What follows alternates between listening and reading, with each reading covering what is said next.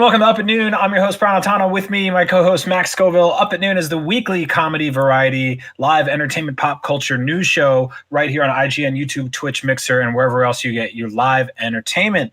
We have a fantastic show this week. How are you feeling, Max? I'm feeling great. I feel like the rest of the week is just leading up to this. This is a fun time. We got some cool stuff going on. We got our Spawn action figures. We got Spawns. Later on in the show, we got a chance to have a little interview with Todd McFarlane, creator of Spawn and founder of McFarlane Toys, who's been making gross-ass action figures that my mother was scared of since I was a small child. So, that's cool. We're going to toss that in a little bit, but we have a bunch of other silly nonsense lined up as well. That's right. I love making the show, man. I'm so happy we're doing this.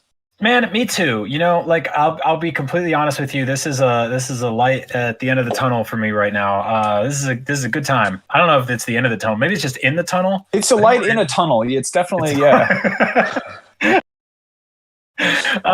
Speaking of action figures, we're holding up our Spawns. You and I are big Bloodborne guys, big fans of the FromSoft peoples and the cool stuff that they're doing. But even cooler than that is action figures. And Good Smile is a company that's been making very kick-ass toys for a very long time. They unveiled a brand new Sekiro action figure. It's $100. It's deluxe as hell if you want the $130 one. So let's take a look at it. Yeah, we got some images here. This was actually, I think we saw this first revealed at New York Comic-Con, back when Comic-Cons were still a thing that didn't get canceled. We'll talk about that at some point. I believe we did a video about some prototypes for it. Yeah, they had an unpainted one, but here's some images of the finished painted product here. If you're unfamiliar, this is Figma, made by Max Factory. These are gorgeous. They've made a ton of these for all sorts of different properties. They do make a Bloodborne one, but this is really a huge step up. This is gorgeous quality here. Super posable, all sorts of joints, and they always come with a little stand so you can make sure they can do all the really cool poses. This one, I think it's funny because they made a Bloodborne figure in this line who came with a blunderbuss and a saw cleaver, and that's it. Mm-hmm. And Bloodborne is a game with tons and tons of weapons, whereas Sekiro is a game where you have one sword basically. And this dude has all sword. He comes with what is that? Like a plum? A pudding?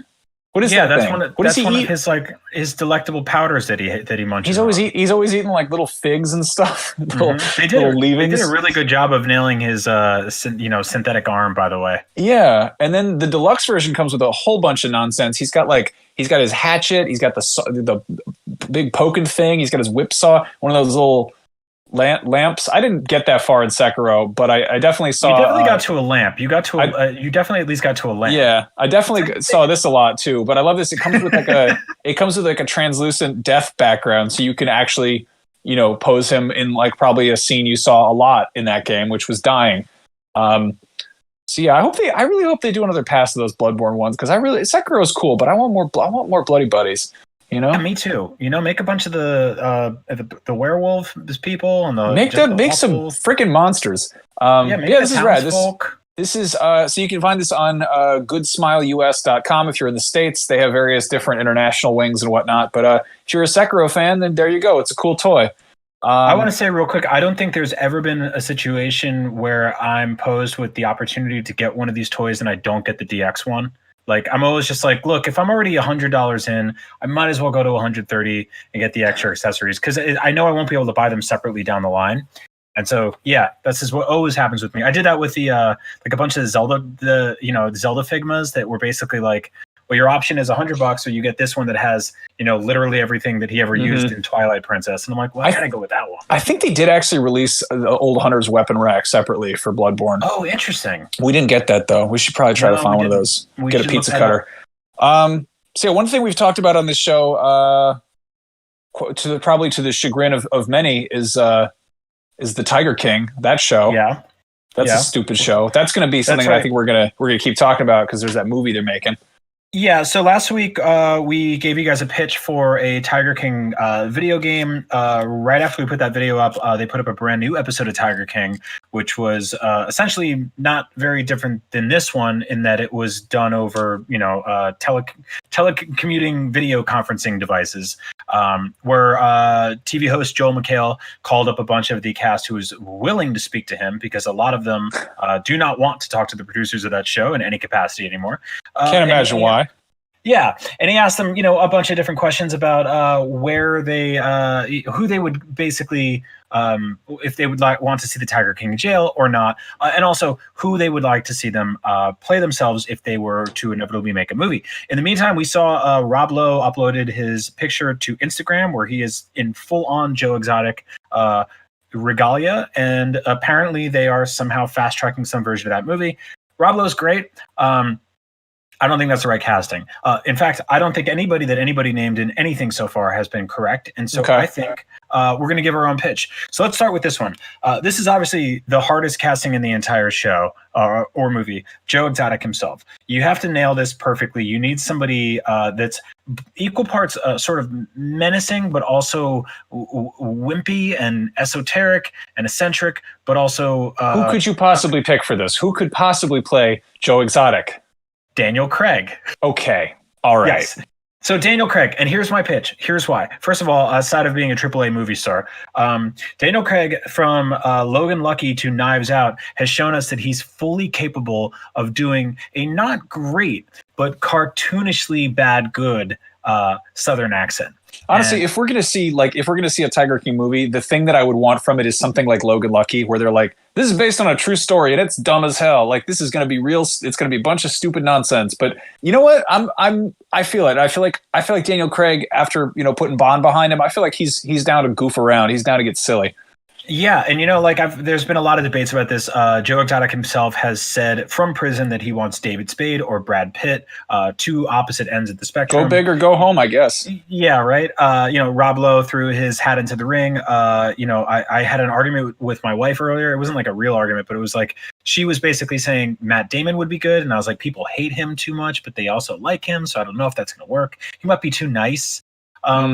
And then she also said Sean Penn, which you said he's too good of an actor for this. So I don't know. He would take it too seriously. He hasn't done anything silly since like Fast Times at Ridgemont High. So yeah. All right, so let's move on to all right. Potential Tiger King movie. Carol Baskin, Melissa McCarthy for me.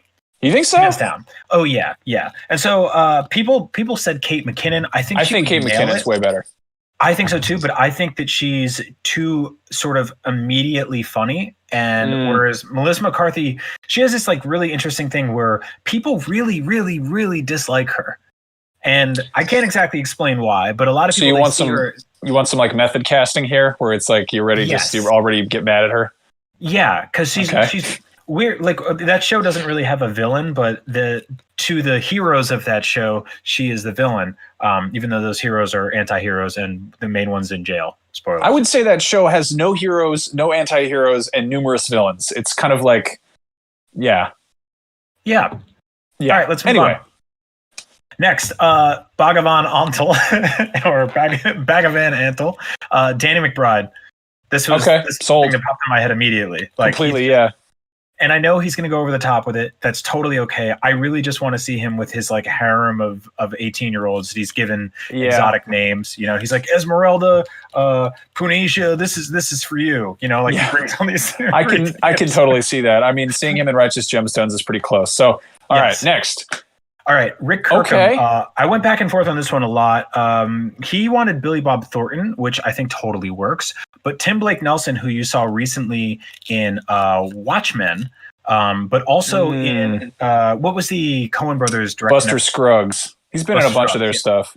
That picture on the right is the worst thing you've made in a while. That's horrifying. It's really scary. He looks like he was in GoldenEye.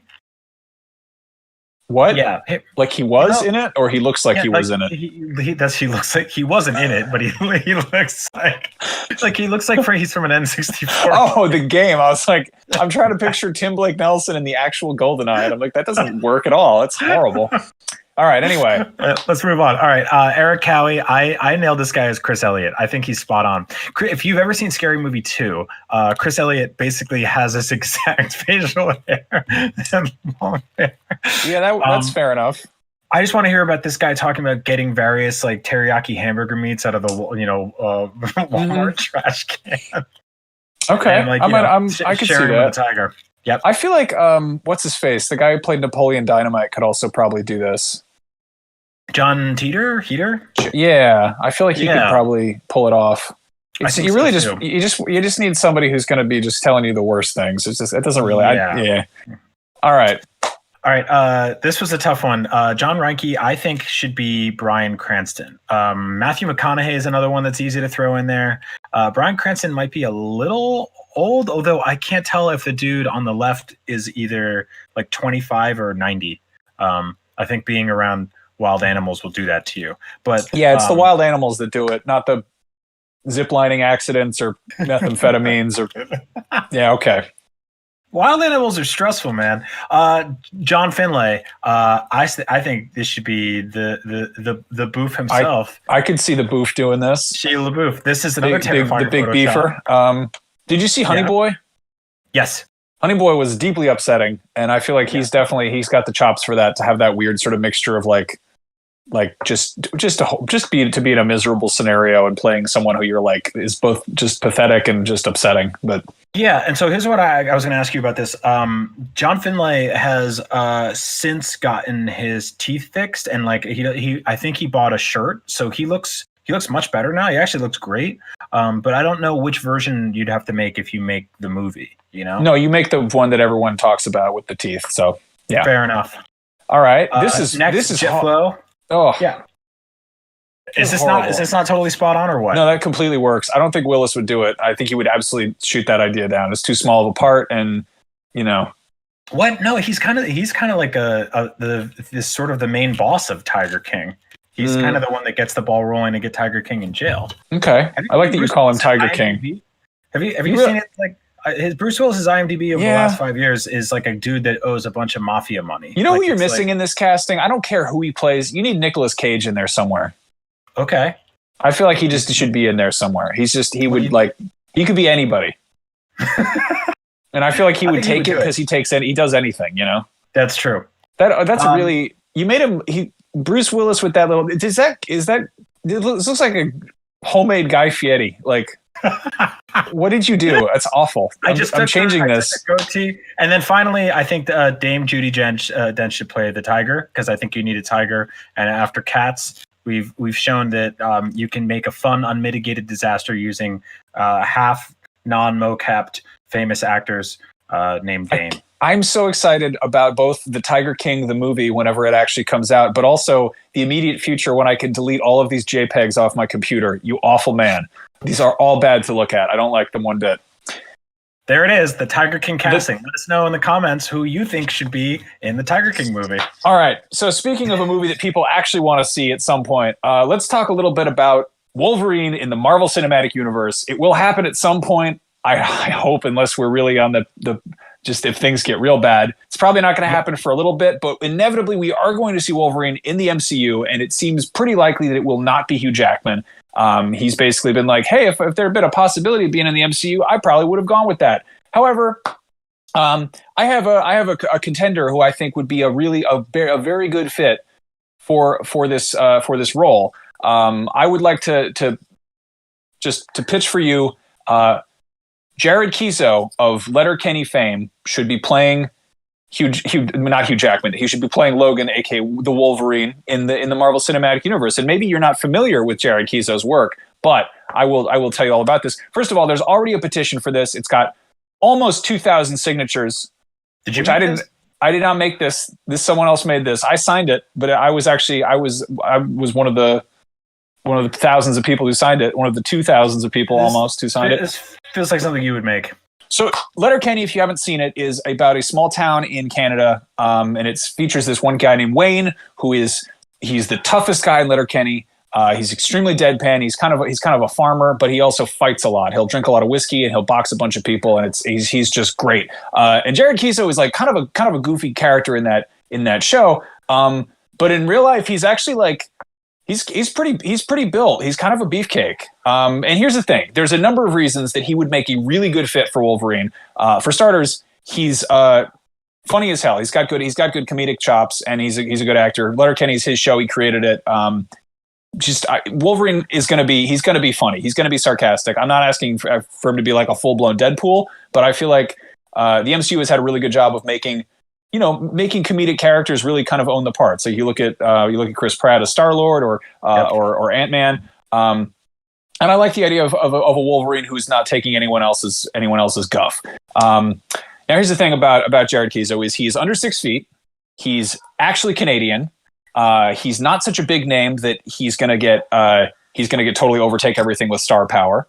And it's just I think he's just perfect for it. He's done dramatic roles too. He actually popped up in the Gareth Edwards Godzilla movie. Oh, that's right. He plays like the paratrooper drop commander, squadron leader, or whatever. And he's got kind of an accent, which I feel like people wouldn't be into, but that's the whole thing with acting is you like lower your voice and you get, you say bub in like a gruff voice. The thing that I would love to see is just, I would love to see the rivalry between, I think Ryan Reynolds should still play Deadpool, but I would love to see the rivalry between Wolverine and Deadpool as two Canadians going at it. And I mean, Jared Kiso is like, I feel like he would not be having any of Ryan Reynolds' Vancouver nonsense. He would be. Yeah.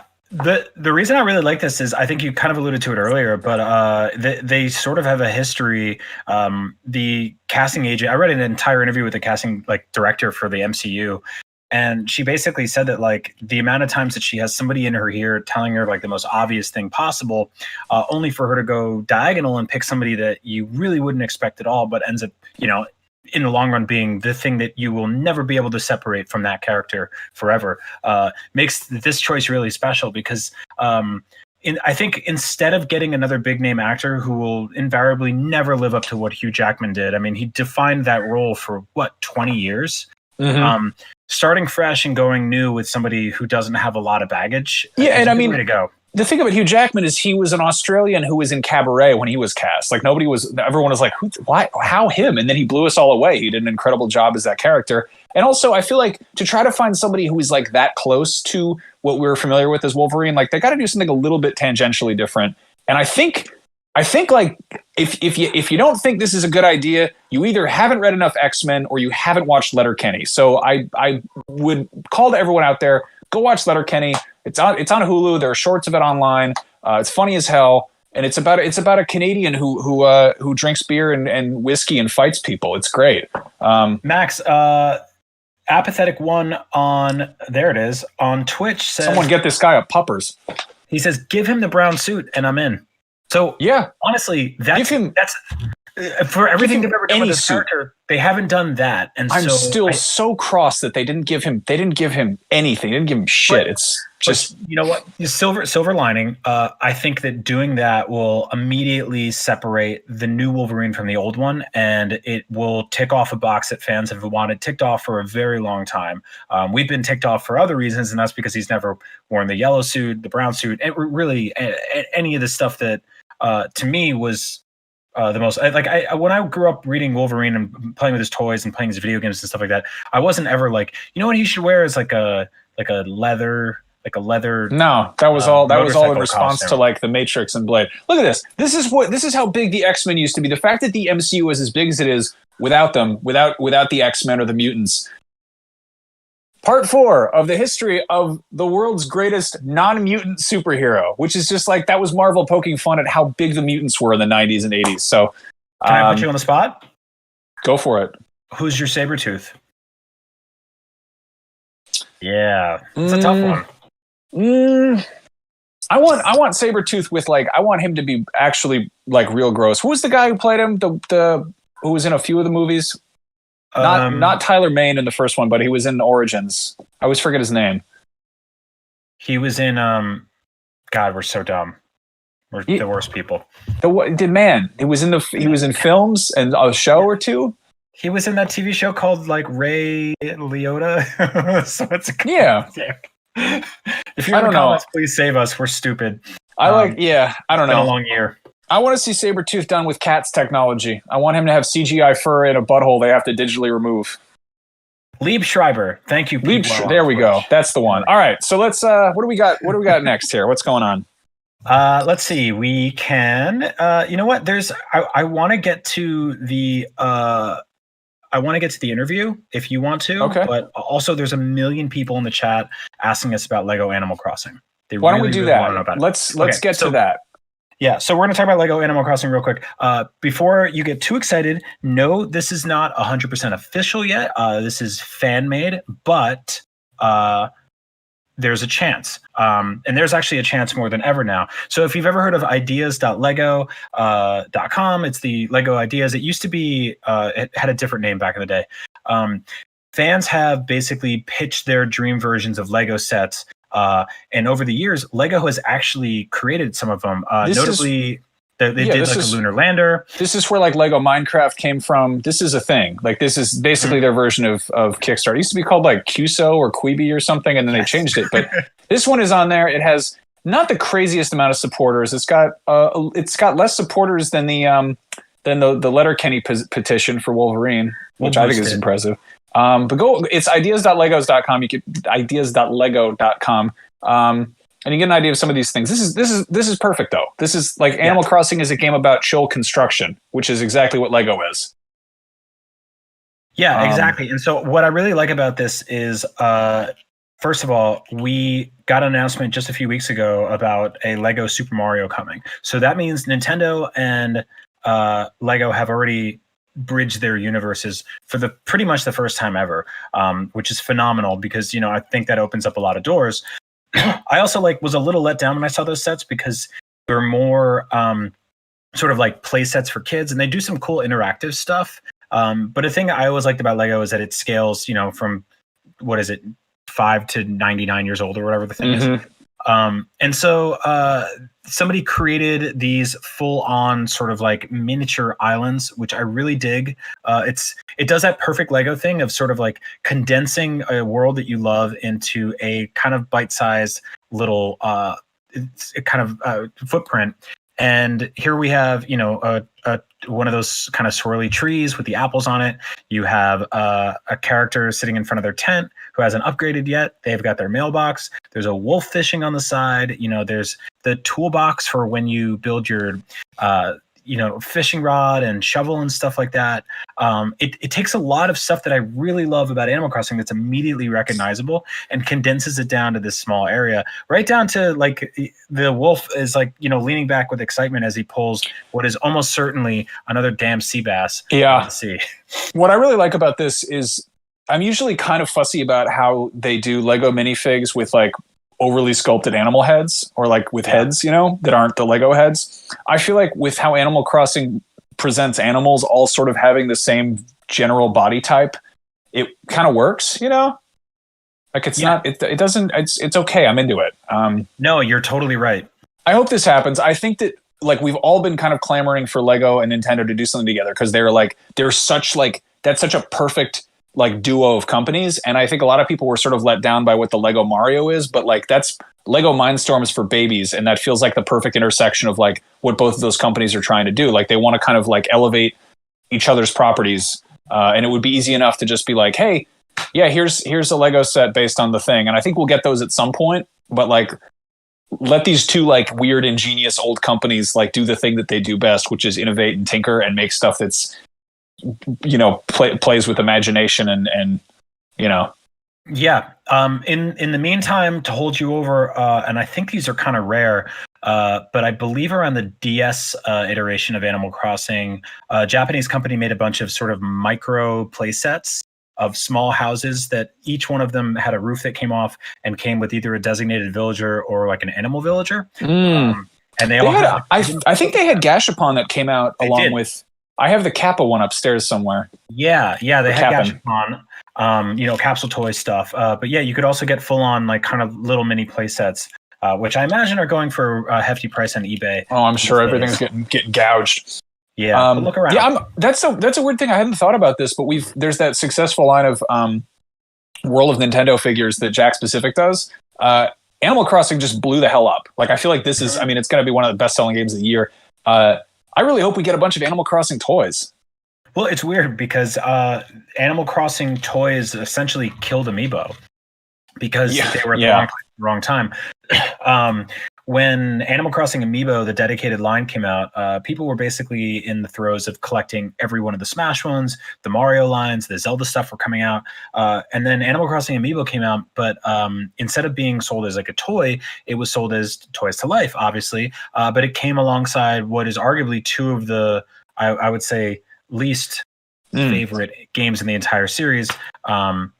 The Happy Home Designer and the stupid board game one. Which I don't even want to remember the name of. I totally forgot about that. So yeah, let's speaking of toys, we had sort of a toy icon on to come join us on the show. I wish we could say like come visit, and it's like we just zoomed with Todd McFarlane. We had a Zoom call. So let's let's check that out. He talked to us about how he's launching Spawn on Kickstarter. Flex, roll the clip. Hey, Max and Brian here, and we are joined by Todd McFarlane, legendary comics creator, toy entrepreneur, and father of Spawn, everyone's favorite ex-military special ops guy who went to hell and came back with a bitch and cape. Todd, how you doing, man? Good. How are you guys doing? Thanks for giving me the time today. You have something incredibly exciting. You are you launched a Kickstarter just last week. Yep. It already broke $1.5 million. You have a remastering of the original Spawn action figure and the original Spawn #1. We've seen albums, games, movies get remastered. How do you remaster an action figure in a comic? I think it's fairly simple. You just basically take what you know now and you apply it to what you knew back then, right? We always have those moments. If I only knew now, I'd be a way better baseball player too. So what I did is I looked at that very first figure that basically launched our company, McFarlane Toys, and had the comic book, and we were quite proud of, because again, Image Comics, another company, had just started, and I just went, hey, if I'm going to do a Kickstarter, how should I lead out of the gate? And the obvious answer was, why don't you just go back to the very beginning when you started and take that toy, although at the time got a lot of sort of street cred. Very quickly we learned how to do it way better than that. And so I go, it's time to just take that and fast forward it and say, this is what it should have looked like if I had done it 20 years later. Now, you guys set a goal for $100,000, and you're up to 1.5 million right now. There was like a whole. We hit the 100,000 in 11 minutes. Good God. So I was going to ask you, like, did you even have time to be like, what if this doesn't work? Because I feel like you had 11 minutes in, you're like, no, this is working. What was the sort of like emotional roller coaster of all of that? Well, it's interesting. I've never done a Kickstarter or crowdfunding. What ends up happening, which is interesting, is that maybe you guys have seen it before. You can see the numbers going like in real time.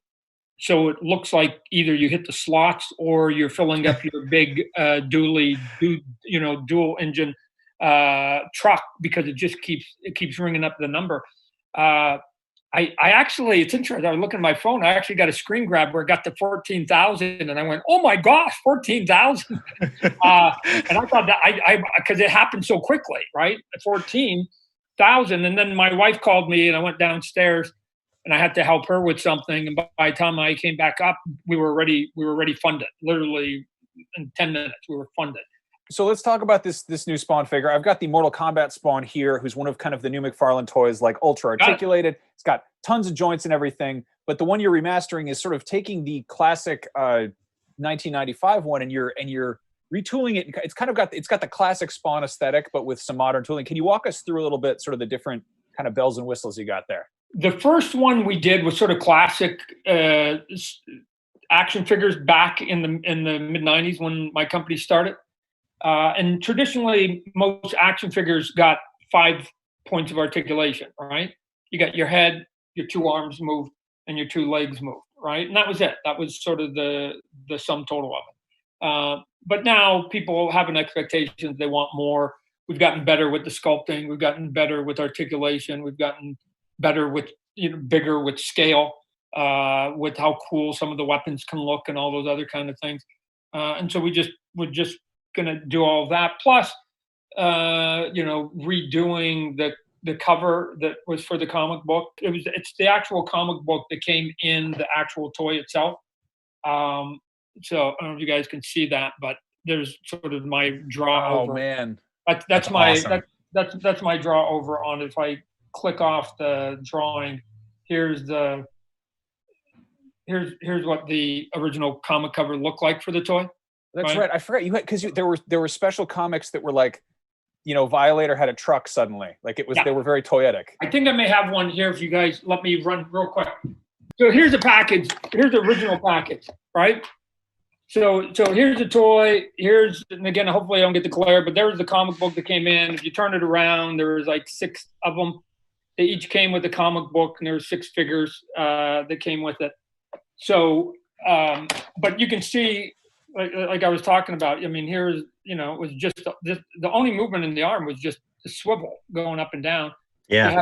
You had a head turn, and you had the 2 legs, and you had rubber chains, and that was it. I mean, it came with the cape, and the sexy thing about the cape was, it sort of hinged and it folded up on him because that's how he was packaged. We're going to do the same thing, right? Just that our cape's going to be way bigger now. Oh God, yeah. And the scale of him, just so you guys can see, right? Here's the 2 of them side by side. Wow, I love it. Now one's going to be much bigger than the other one by about 1.5 inches, which basically means then that the cape gets way bigger, which means then that the packaging will get way bigger. So the box it's going to come in is going to be fairly significant, fairly huge. I've got one here. That's awesome. It's pretty mondo, right? So you're going to take it, and then you're going to push it open. You're going to take the sleeve off. You're going to have your big sexy thing with the black on black logo, because why? That makes you hip if you do black on black. And then you open it up, and then once you open it up, then you're going to get the toy's going to be in here with all the foam and all the extra pieces and all the heads and all the weapons. All right, that definitely feels like a far cry from the Spawn action figures that I was, buying at Caldor in 1995. Like, we've come a long way here.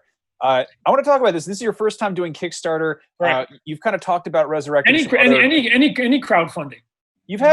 McFarlane did have like sort of a fan club, like where it was a mail away thing for more specialty type stuff. Yeah. Is Kickstarter sort of a way of circumventing that and just really properly gauging the interest in a particular, maybe more collector oriented product? Kickstarter. Well, here's why I did a crowdfunding and we happened to pick a Kickstarter was, as I said before, I mean, obviously we've sold to specialty shops. We've sold to big retailers, right? Toys R Us, Walmart, Kmart, Target, all the big boys over the years and the decades. I've done, .com stuff, even on spawn.com itself. And then sort of everything in between, stuff like Tower Records and KB Toys we used to sell to, and GameStop currently and things like that.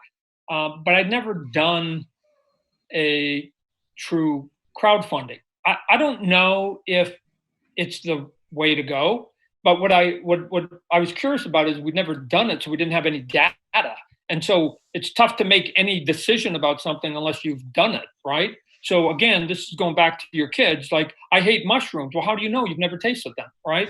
So I'm just sort of saying, hey, I've got a lack of data on crowdfunding. Why don't instead of talking about it, why don't we actually do it? That being said, you mentioned Toys R Us. I was pretty bummed when that store went away a couple years ago. One of the ones they brought back, they did like this sort of like, boutique-y pop-up shop thing a year later. And one of the ones that they brought back was the childhood one I went to in New Jersey growing up. So I was really excited about that. But do you think there's space for like a dedicated toy store chain to return? Or do you think it's sort of just going to move into online? And like, how will kids find new toys?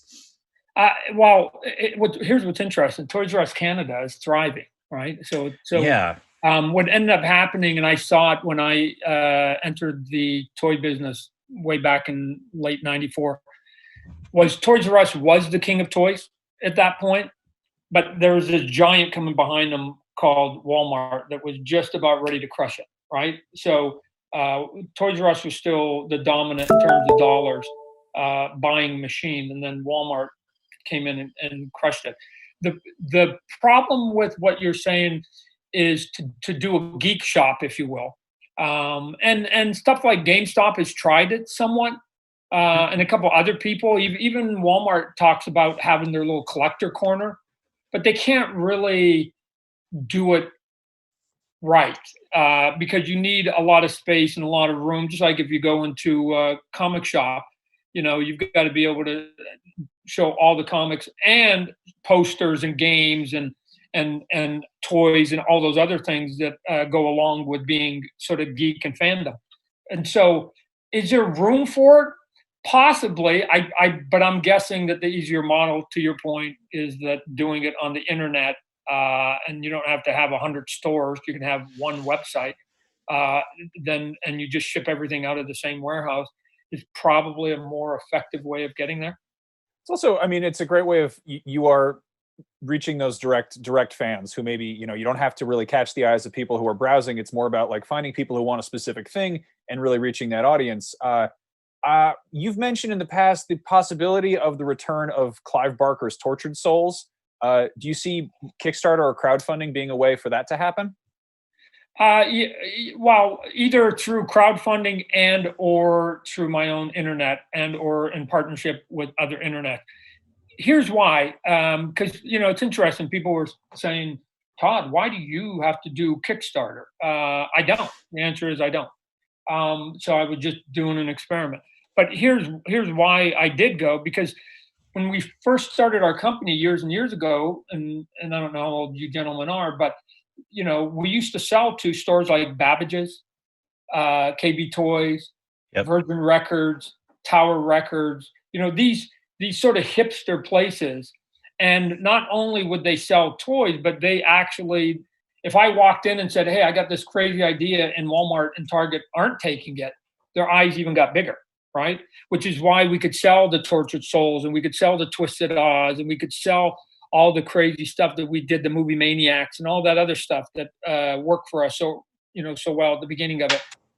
They didn't have to compete with the same product because if they did, and you're competing against Walmart, Target, you're going to get into a bidding war of the price, and you're never going to beat them on price.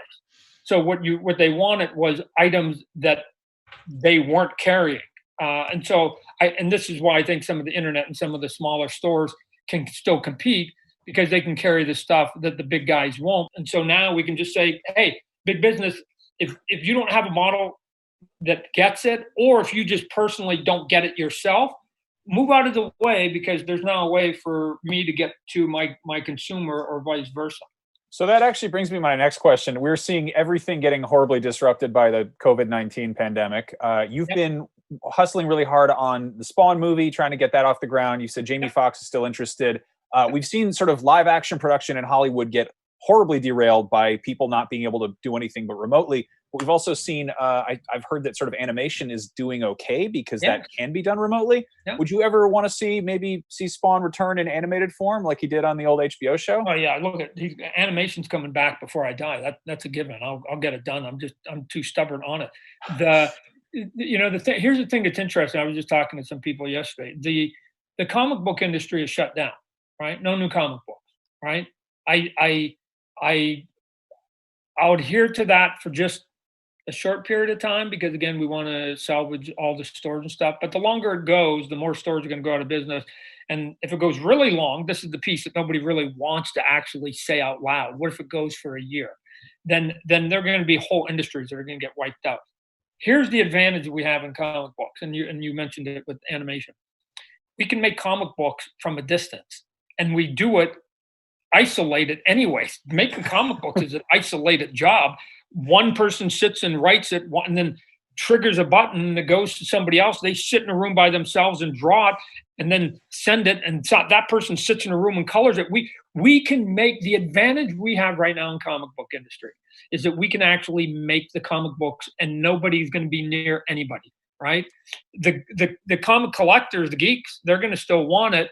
And the only thing that's disrupting all of this is the delivery mechanism, right? Right. So we need to protect the delivery mechanism because it has a great value. But at some point, if that delivery mechanism starts to erode as time goes by, and at some point vanishes altogether, and all we've been doing is just waiting, we're going to be behind. We're going to be behind the 8 ball, right? And so I'm going to be patient for a little bit, and then if nobody else wants to go, I'm going to get aggressive on my own.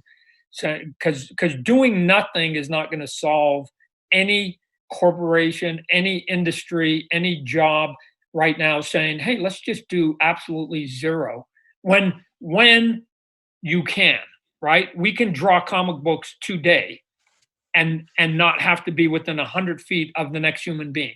Why don't we take advantage of that? I don't know why we're not taking advantage of it. No, it makes perfect sense. And then you just deliver them digitally and people have them instantly, which is great. And or yeah, I guess or through the mail, or you give it Yep. to the shops or whatever else. I mean, but to not be doing comic books, to not, at worst, stockpiling the comic books. Did you have any like favorite toys from your childhood growing up that you lost or you got rid of or disappeared in a move that you ever tried to hunt down? Because I know Max and I find ourselves doing that a lot. Yeah, and this is why eBay is such a great like godsend, right? Because all those things that you used to look for when you were younger, you can now go, oh my gosh, I can find it. So when I was a kid, I mean, again, I'm gonna age myself a little bit. So I was a kid of the '60s, right? So the toys that I played with, I was there at the beginning of Hot Wheels, right? My brother still has a collection that still has some of those original Hot Wheels still in their original packaging, all the way back from like 69, 70 when it started. There was another line of toys called Major Matt Mason. It was this guy, and he had like wire in him, and he was an astronaut, and you could bend it. But then there was this big giant guy that was there, and you pressed buttons on him, and you put on these things, and the LEDs would light up. It was super cool. I've got one. You don't want me to go run to my other drawer, but I still have them. And then you used to have, remember G.I. Joe with Kung Fu Grip? I was never that guy. But what ended up happening was there another group came out that was called Captain Action. And Captain Action was like sort of the Barbie for boys. But Captain Action I thought was kind of cool, because you could get Captain Action and then you could put him in and make him Flash Gordon. You could make him the Lone Ranger, but then you could also make him Superman and Batman. You could get all the superheroes. And then they came out with Action Boy. And then you could get Action Boy and dress him up as Robin and as Aqualad and as Kid Flash and all these other things. And you're going, oh my gosh. And then the best one of that whole bunch was Dr. Evil, the original Dr. Evil. And Dr. Evil was this guy, and he was blue. He was in this sort of like hippie outfit, but he was all blue, and he had like his brain showing. But he came with like a flesh head, so that like you could disguise him, even though he still had blue neck and blue hands, and he wore sandals, so he had blue feet. Nobody could see that it was a fake mask, but I thought Dr. Evil, because he looked like a monster, I thought he was super cool too. Awesome. The Captain Action thing is brilliant, because I feel like they could have sold like 14 action figures, but they sold one with a bunch of costumes, and it's a great toy. It's not a great business though. Cosmetic DLC. It's beautiful. Yeah. Todd, thank you so much for joining us, and congrats on the success of the Spawn Kickstarter. If you want to get in on that, you can head over to Kickstarter and take a look at it. It's hard to miss. It's Spawn Remastered. If you want to keep up with what Todd's doing, he's on all various social media platforms. You do a ton of Instagram live stuff, which I really appreciate. You're always doodling and showing off your work. Yeah, I'm going to show you a couple other things before we go. Sweet. Yeah, show and tell. Because as soon as we get off the phone here, I'm going to upgrade the Kickstarter again. I keep doing these upgrades, right? Again, and it's weird. Kickstarter is a weird thing. They're like, do stretch goals, which basically mean charge us more money and give us something, make us reach for it. And I keep doing the opposite. I keep saying, hey, I keep picking a number that essentially is like $1 from the time so everybody gets it. I just keep giving them free stuff, and some people are a little confused. You need to do stretch goals. It's like, yeah, sorry that I keep giving you free stuff for nothing, right? Like, but we're trained that we got to give you more money and reach, and I'm like, no, I'm giving you stuff for free. My bad, right? So yeah, all your Kickstarter updates are you holding up a sign that say free on it. Right. So one of them is going to come with this sort of unpainted head, because we're doing like what we call the screaming head, and everybody's been screaming at me, going, Todd, you need to do a painted version of that for the painted toys and stuff. So I just got it. My painter just handed it to me. So there's the painted version. Yeah. And so I'm going to be announcing that this head they've been screaming about, the screaming head, they're going to get it. So sweet. Because we had the other head, like the shoelace head. Good old football face there. We're gonna do that. And then one last thing, I play a lot of board games too, pass the time, right? So the games I've been playing, which may seem like, good point, Todd. I've been conflicted on like how I play. So one is Pandemic. I've been playing that one a lot. And then sometimes I shift over to this other one called Hospital. So, but I'm conflicted. Do I play the hospital and feel good about the hospital and then try to tackle the Pandemic? or do I tackle the pandemic and then go to the hospital? Because I go back and forth. I vacillate between these two board games that are both kind of cool. So, we've also got our Wonder Woman toys coming out, although they have to bounce the movie. We got that. What else we got? We got our Batman and our Joker from the video game. Oh yeah, yeah. He's cool. So he's gonna be cool. So cool. Look at guys. While I'm bunkering in, my hands are far from idle. They're going. Don't you worry about me, gentlemen. You got to keep busy. Well, anyway, if you want more Todd, he's out there. He's keeping busy. He's doing lots of stuff. Get yourself an action figure. Get yourself some comic books and have some fun. Put on a cape. Everyone put on a cape. Anyway, Todd, thank you for joining us. All right, gentlemen. Thanks for your time again. See you next time. Bye, Todd.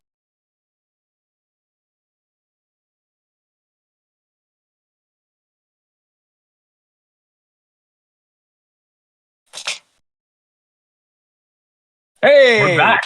We're back. What do you know? That was a good time.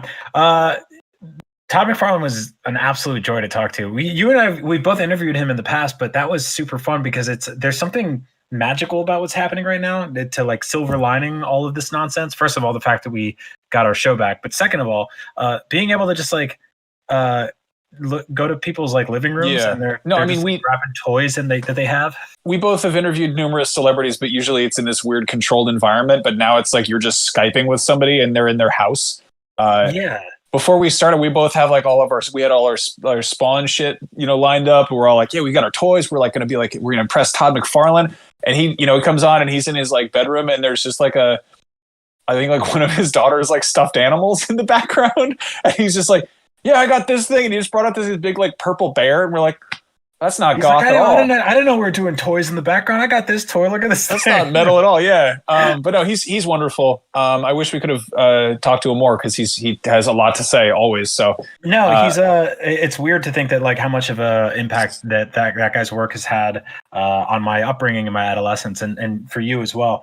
Another thing that has had a massive impact on my upbringing and adolescence is the Resident Evil franchise. And we're lucky enough to be, I would say, in the throes of a renaissance of that franchise.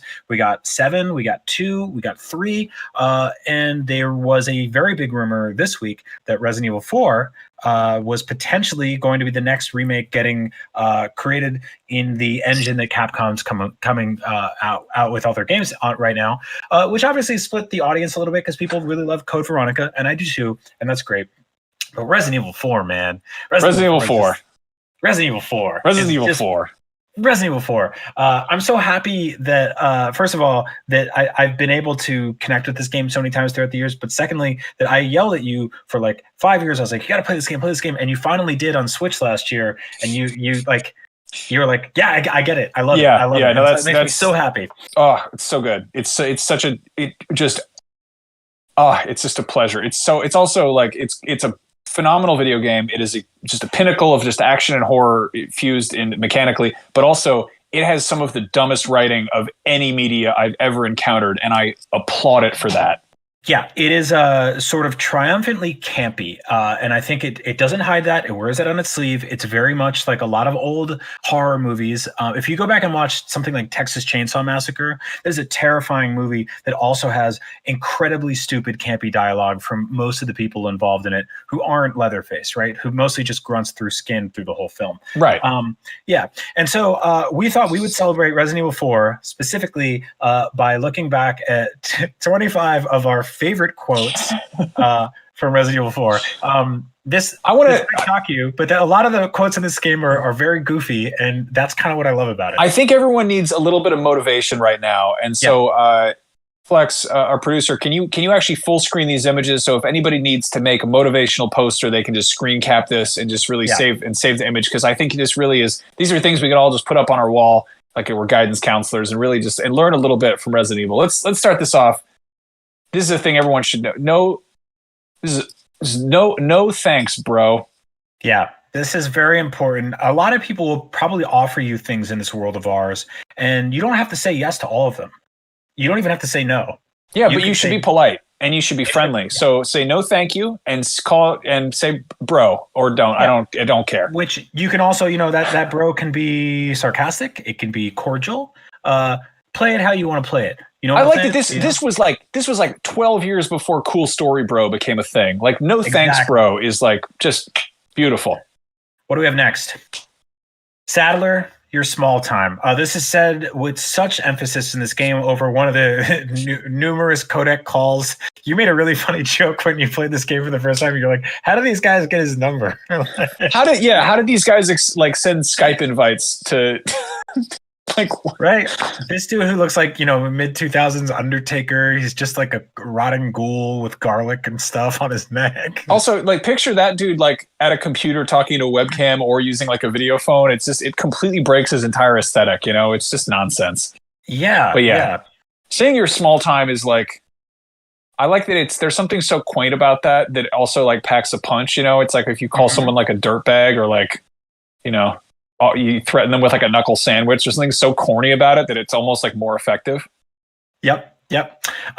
This is a great one. Hey, it's that dog.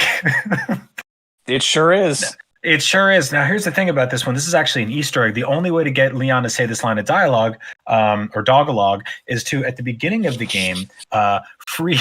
Sorry. There's a dog who's locked up in like a little, it's like a bear trap, and you have to shoot the bear trap to free him, and he'll get out. And then when you fight El Gigante later on, a dog shows up to distract him, and you can shoot him. And Leon goes, "Hey, it's that dog." Well, now you know.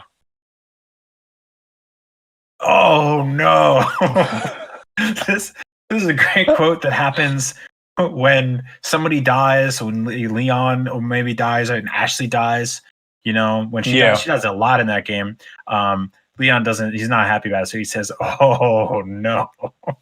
I love that Resident Evil is like, it's always it's modern in a lot of ways, but it also is like, and Dark Souls carried this tradition, but instead of being like the fact that it just tells you are dead, or like you died. It's like, well, I know. Like, I don't know. I don't understand anybody. Like, would you think that if somebody had like never played another video game, if they encountered that, like, are they scared that someone would think that the game broke because their character? Like, I love that they have to frame that, and also they used like every possible like layer effect in Photoshop to make. They're like, yeah, let's bevel in a boss. Let's have a drop shadow. Let's do a gradient overlay. Let's have like an internal. Let's use the satin filter or whatever. Where is that written? Like on glass that somebody held a flashlight up to? It's just the worst. Anyway. Puff paint? Like, okay, next, I knew you'd be fine if you landed on your butt.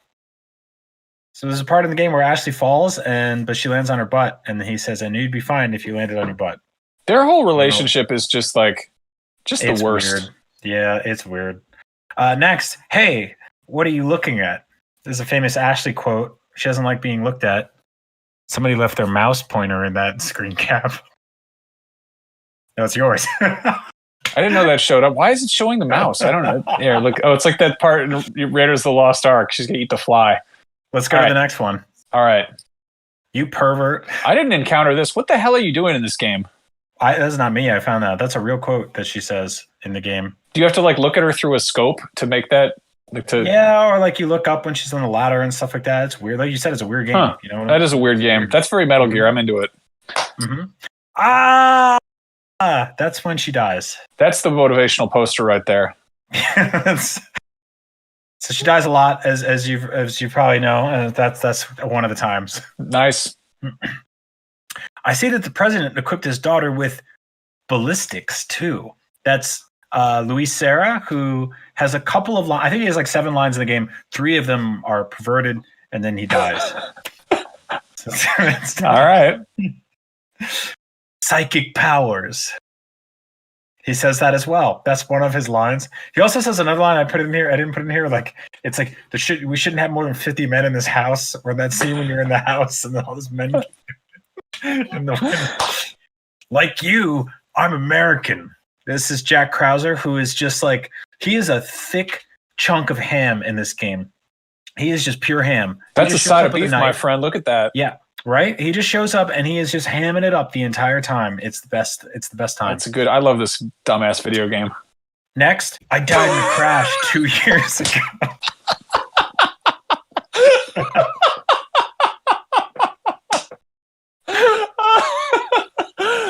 I love the pair of these. It's like, it's honestly like, it is like screenwriting 101. It's like, this is bad writing, don't do this. And they're like, yeah, but hold my beer. You're just like, how can we possibly establish that this is a guy who's American and who was in a car crash 2 years ago but survived but faked his death? How can we establish that using dialogue? No, Dr. Rockowitz on Twitch, what's up, man? Says that's a great icebreaker. Yeah, just walk up to people you've never met and be like, I died in a crash 2 years ago. Oh boy! And here's of course, this is obviously, welcome. You can't not have the merchant in this game. Let's speed run these because this is the thing you hear more than anything else. All right, you want to do your best mercantile voice? Welcome. What are you buying? What are you selling? Thank you. All right, now we're gonna get in this. Now we're gonna speak Spanish now. I believe. Did you translate any of these? Like, did you actually find out what they mean? Yeah, a little bit. All right, well, what could go wrong? All right, go. So here's what a bunch of the villagers say. They say, "Astero." What does it mean? It's that foreigner, man, that outsider. Get him out of here. All right, that guy. Matalo. I forget what that one means. I think it means we don't like him. It means hit him. Yeah. Mierda. That's they use a shit. If we don't like that shit, man. Really? Yeah, we hate that shit, man. Get that shit, man, out of my town. All right. Mm-hmm. Yagaralala. These guys are like, honestly, I just really enjoy villagers in video games who scream at you. Like, these guys and Bloodborne are just like the best for that because it's the worst dialogue. Mm-hmm. No way, Leon. This is Ashley. She says this, and to which Leon responds, way. Yep. So he showed her. That's a cool thing. That's a great way to establish to a teenage girl that you are also a teenage girl. Yeah, 40 years ago. I like this one. This is Salazar. He says, "Die, you worm!" This funny little Yoda man. This miniature pirate. I love this stupid guy. This tiny puppet art critic, whatever he is. He looks like he should be the mascot for Cadbury chocolates.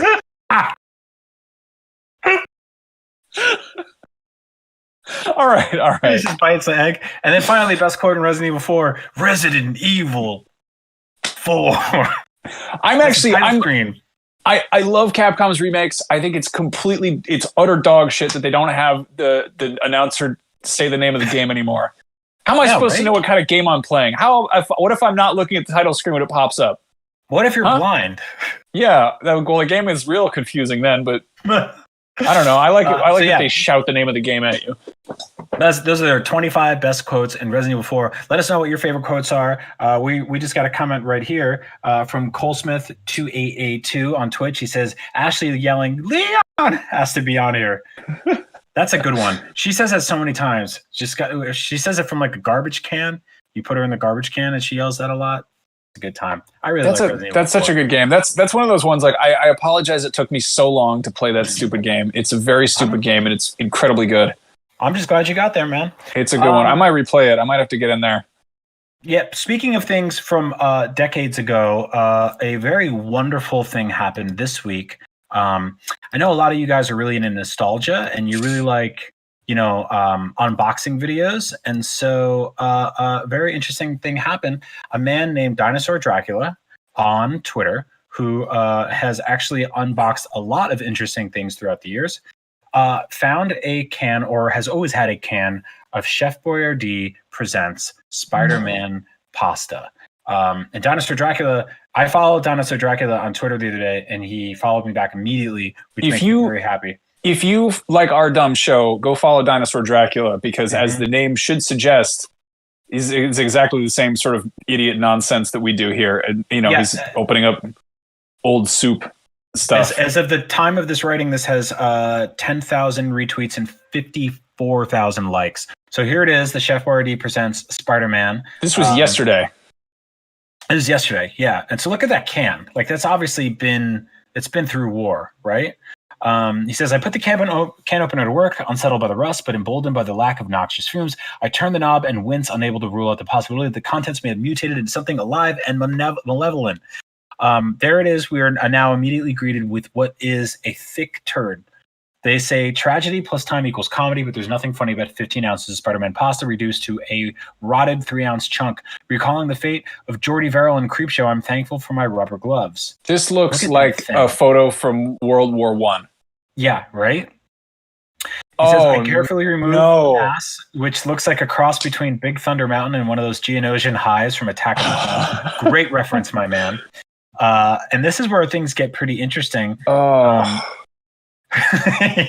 He finds the actual original Spider-Man shape in the side, and I need you to scroll down to the first reply because it's the best. It's the best thing in the world. I don't know if you can see it. Yeah. Okay. That so one? People have found that. No, there's a guy from Animal Lacroixing. Let's see if you can find it. Oh, is it the meme of the spiders pointing at each other? Yes. I saw that one. Where is it? I'm deadly afraid that I'm just going to scroll past porn by accident. Why do we get different tweets? I don't know. How does this is a bad website? They should do something with it. Why did it? I don't know. But yeah, it was this, but it was instead of two Spider-Men pointing at each other, it was just that horrible thing. Here. I'm going to drop it right here so you can.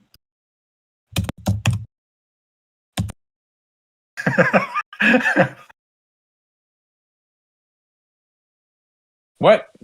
Why did it just go? Oh God! What did you do?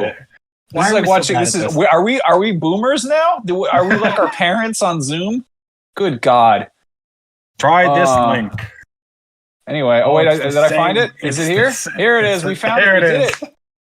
That's so stupid. That's dumb as hell, and I like it. God, that's awful. God, that's amazing.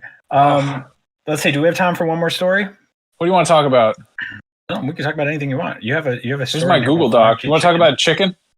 This is nonsense.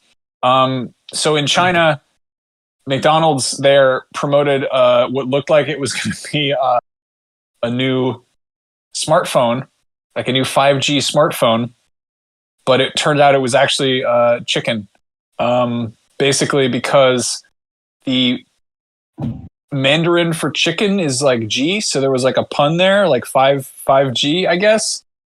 And people actually thought that McDonald's there was going to be making a 5G smartphone. Like they were teasing it like this with like, really, high-end graphics and stuff and like pictures like this.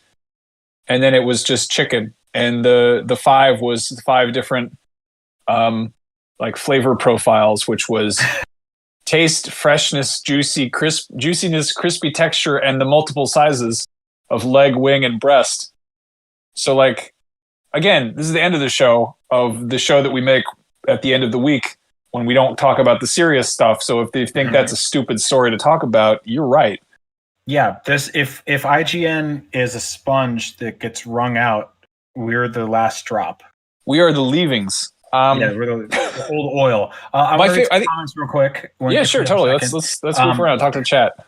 We got a comment from Tom Hoppus 69. He says, "Hey Brian, big Comedy Button fan. Can you tell my wife?" He says, "My wife, Cameo, happy birthday."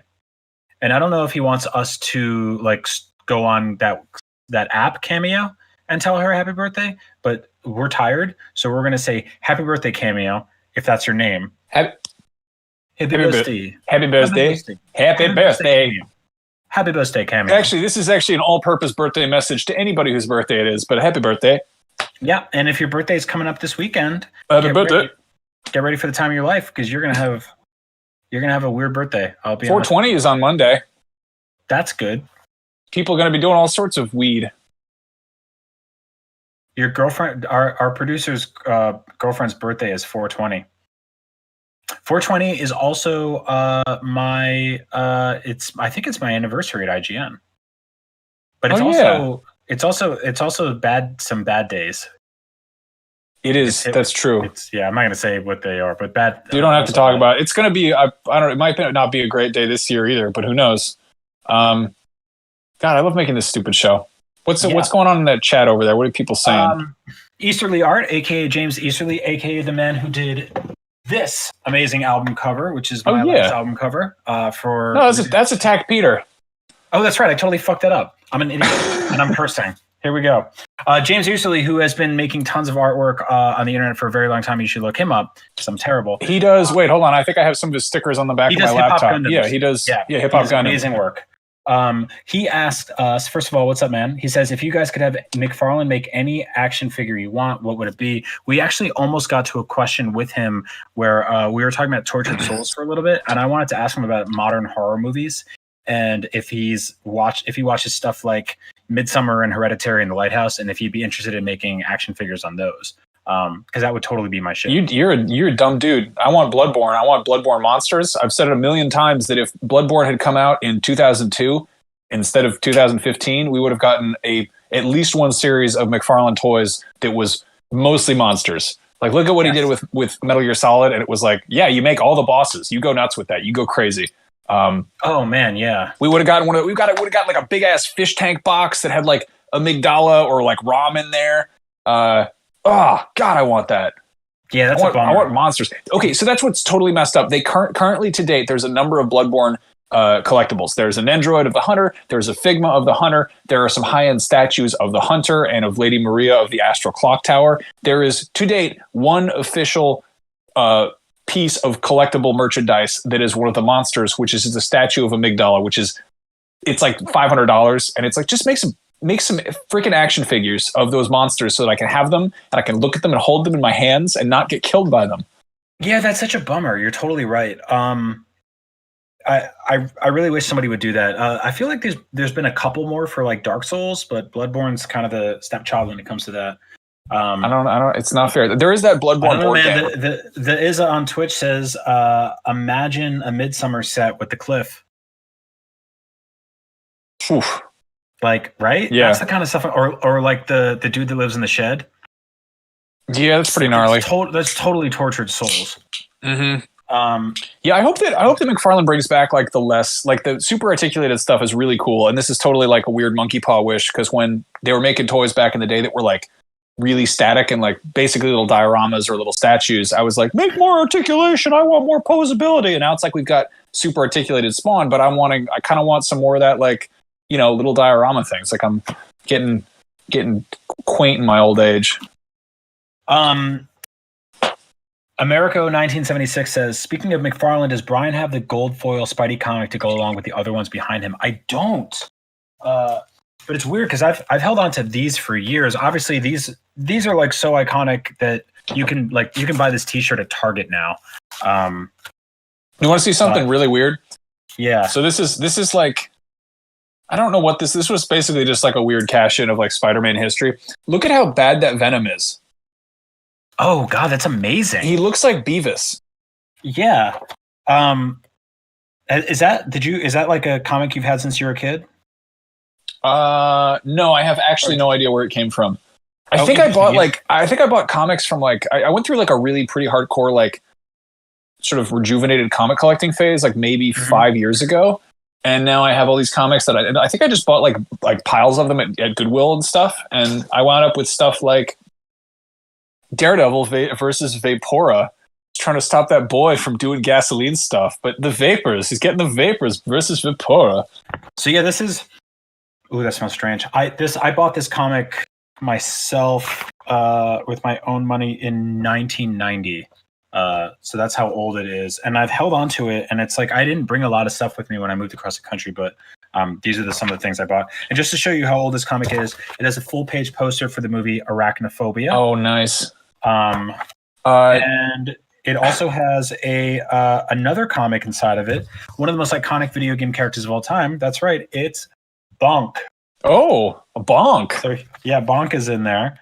It also has some awesome full-page ads, such as the Uncanny X-Men video game from LJN. Oh, hell yeah. Kicks ass. It teases the Amazing Spider-Man Game Boy game in the corner. So yeah, there's a lot of fun stuff in here. I really like these. So one of my favorite things to collect is these like crappy one-off public service announcement comics. And this is, bear with me, The Amazing Spider-Man. He's been bitten by a radioactive spider that was subjected to experiments, and it gave him the proportionate strength of the spider and all sorts of reflexes. Peter Parker knows with great power and great responsibility comes, etc. And then there's Ghost Rider, Johnny Blaze, who died and then went to hell and made a deal with Mephisto or the other guy or whatever his name is and became the Ghost Rider. What if they teamed up against drunk driving? This is about first of all, this kid is like front and center. He's got an actual Toronto Blue Jays shirt on, which seems like it is kind of a bizarre product placement on its own.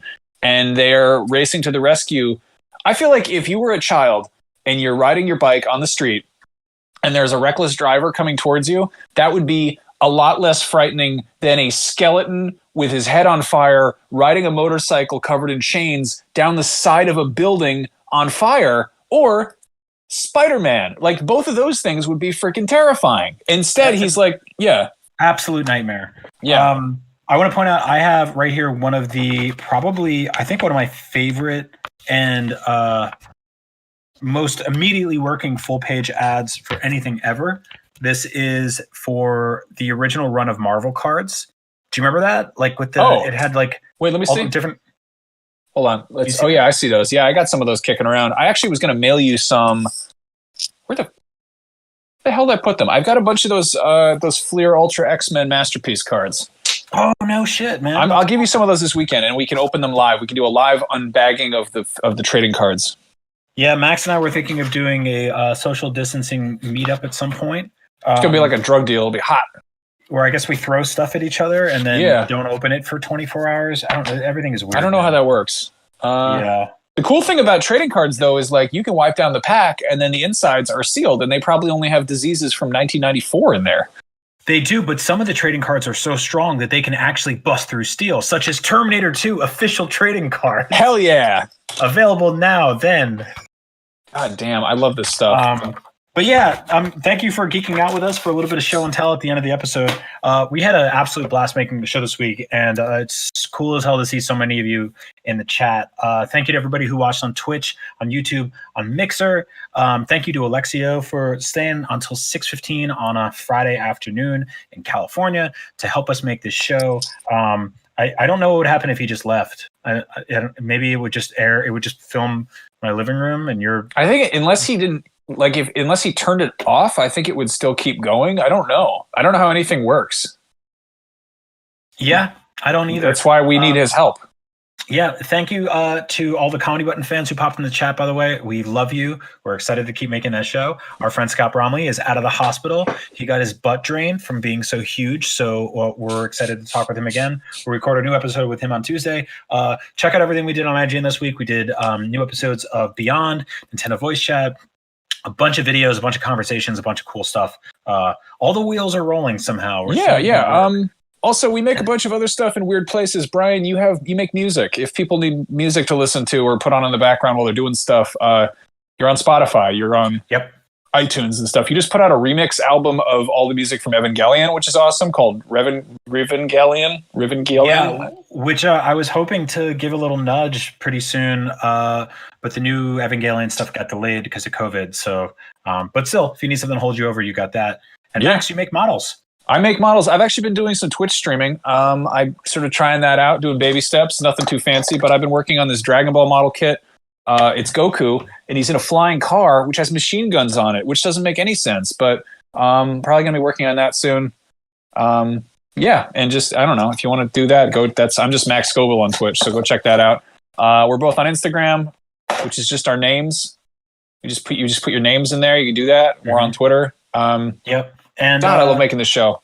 I do too. And for everybody listening and watching, stay safe, stay healthy, keep social distancing unless you absolutely have to get out there. And if you do, just be careful. I used to love going to the grocery store, and now it's scary. So I try to limit that. Eat carbs, man. Like, eat comfort food. Eat a lot of pasta. Get a lot. Go of support bread. your local Spawn. Yeah, support your local Spawn. Spawn's out there doing good work. He got a boot recently, because he was arrested. Yeah, that's what happens. He stayed in the park. I like this. We got the same toy, just playing with it at different places. So yeah, that's the show. Thank you so much for listening. Have a wonderful weekend, and we'll be back next week with tons more stuff. In the meantime, you've got a billion episodes of all their nonsense that we've been making, and we're very, very excited to be back. It feels good. Go check out Letterkenny on Hulu. It's a good time. And happy birthday, Cameo. Happy birthday, Cameo. And happy birthday to everyone who's ever had a cameo in something, such Yeah. as films. And word up to Cameo, the music group. Yeah, word up and happy birthday, Cameo. Thanks for watching. Bye.